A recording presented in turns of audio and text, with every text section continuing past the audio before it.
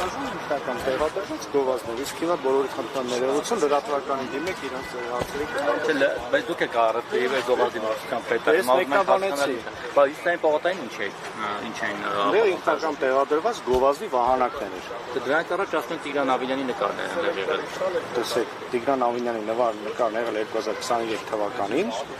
ես դա ճշտել եմ, այդ ժամանակ այդ վահանակներն ունեցել են թույլտվություն։ 2024 թվականի հունվարից հետո այդ վահանակները թույլտվություն չեն ունեցել, ես այդ պարզաբանել եմ նաև տնտեսվարողին։ Եթե ճիշտ է, ես վստահ չեմ, որ ուղղակի մեր զրուցակիցներն ասում, որ իրենք դիմել են, ներկայացել են այդ գովազդիները, թույլտվությունները, վճարումները կատարել են, սա մեծ կարողությունների մասով։ Ոչ,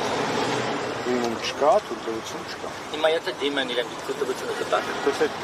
դիմում ընթացք սահմանված կարգ գոյություն ունի, դիմեն համապատասխան մասնագետները կնային, եթե կա համապատասխանի